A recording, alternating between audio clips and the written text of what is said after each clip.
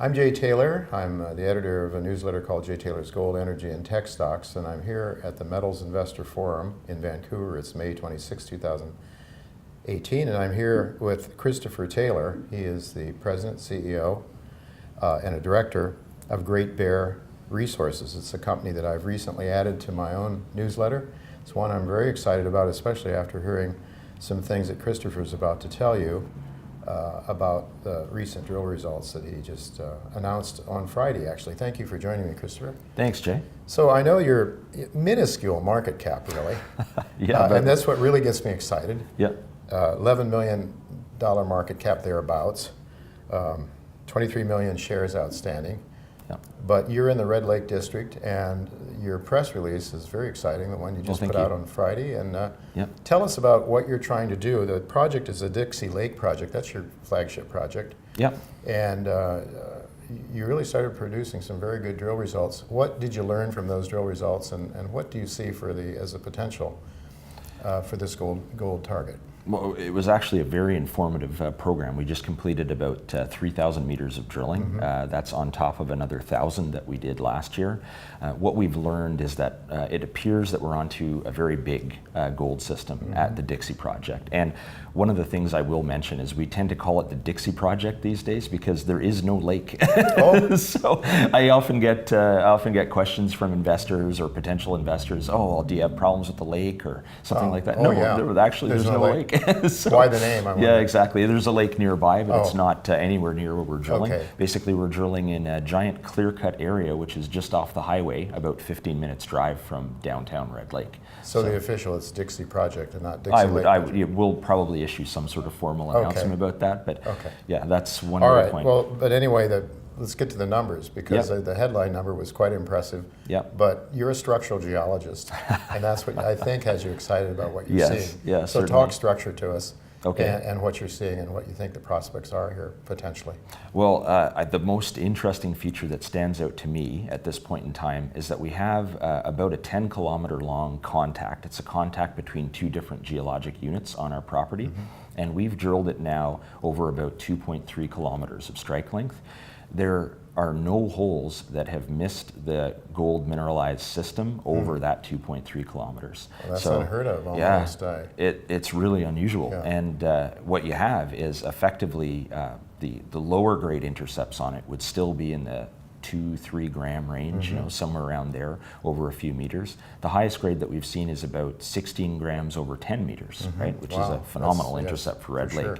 And it looks like what we have is a number of these higher grade gold zones that are developed within that contact. But the system size, it's really looking huge. So what we've announced is that we're expanding the current drill program to an additional 7,000 meters, so we can just keep hitting this thing. It's going to be a very interesting short-term period of time for us. So are we talking near surface here? Well, yeah, the mineralization we've drilled, we're only drilling down about 100 meters vertically. So everything is basically right in the near surface. So these are probably, the structure is pretty vertical, and so you're drilling on an angle? Effectively, you angle across it, and short drill holes. It's more cost effective to drill short holes. Everybody knows that in our business. So what we're trying to show at this point is the size of the system. There is some drilling down to about 300 meters of depth in our zone. It's still hitting the same stuff. And Red Lake, it's known to host gold mineralization down over like 3,000 meters, right, in the main mine. So generally, grades actually increase with depth in this area. So what you know about the nature of the mineralization and the geology would suggest it could have, most likely does have, depth extension to it. There's been like zero indication that it's going to stop going with depth. It seems to be like every other deposit in Red Lake, that it does have like very significant depth potential. But at this stage, you obviously are going to be expanding your drill program to extend this and prove that it's mineralized through that whole, hopefully, through that whole 10-kilometer strike. Right. Yeah, and it's really quite exceptional in the sense that this is exploration stage drilling. And usually when you drill exploration stage, you expect misses, right? Yeah. You expect to have zero grade, you expect to miss your contact. Here are the holes. We've done now a total of well, what is it? It's 23 drill holes on the project. Every one of them is hit target. So, and that's on the back of, I guess there's a total of about 180 to 190 drill holes on the property so far. So the geometry of the contact zone is pretty predictable, I guess. So you're able to drill into that, and so far every time you drill into it, yeah, it's been mineralized with gold. I would encourage anybody to go to our website and just look at the maps. It's basically a dead straight contact that extends for about 10K. There was an area of about 500 meters where most of the drilling historically was concentrated. That's when Teck did the discovery work and other people were involved. But having stepped out now 2.3 kilometers on that 10-kilometer limb, effectively the company will continue to step out and see, you know, if it fades or if it keeps going, and then we'll do follow-up drilling on all the areas that we discover high-grade gold mineralization. So the objective at this point is not immediately to prove up a resource. It's basically to show the size of the structure, the size of mineralization. Yeah. Later, then perhaps hone in on a resource. Exactly. Next year? We because this is early days for us on the property, we don't actually know what area would be the best to go and do resource drilling on, right? We certainly like the first area. It's got very high grade, 10 meters of 16 is very good, right? Yeah. So, and the other zones that we're discovering there, we're discovering parallel zones. You know, this we call it the hanging wall zone. We were looking at some drill core that intercepted another target, and it was it returned you know, over it was like 1.5 meters of half an ounce, right? That's grades like that. You see them in the existing mines at Red Lake. Sure, that's right. That's what they're mining. There's over 30 million ounces produced in Red Lake, generally 2 meters wide. 2 meters of 10 or 15 and you've grams. Got that so far. That's what we or more than that. Yeah, we keep getting those kind of intercepts when we step out into these new areas. So I think it's really coming together nicely from that perspective. And it's such a new company. I think it's sort of come out of left field from a lot of people's perspective. Well, let me ask you, Chris, why do you think Teck walked away from it? Why, if it's so good? I think they had a historic non-compliant resource of about 350,000 ounces of 4 or 5 grams per ton gold. That's in some old assessment reports. But they were only drilling certain geologic units, and they drilled specifically a banded iron formation. There is a bit of banded iron formation, but most of the gold is not in that stuff.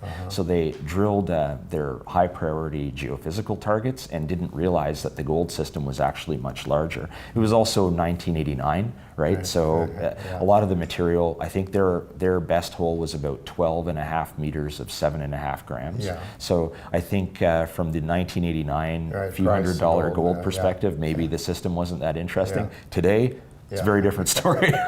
much different, no doubt about it. Yeah. So you have your budget and your drill program. I think it was phase 2, or you're starting to report phase 2. Yeah.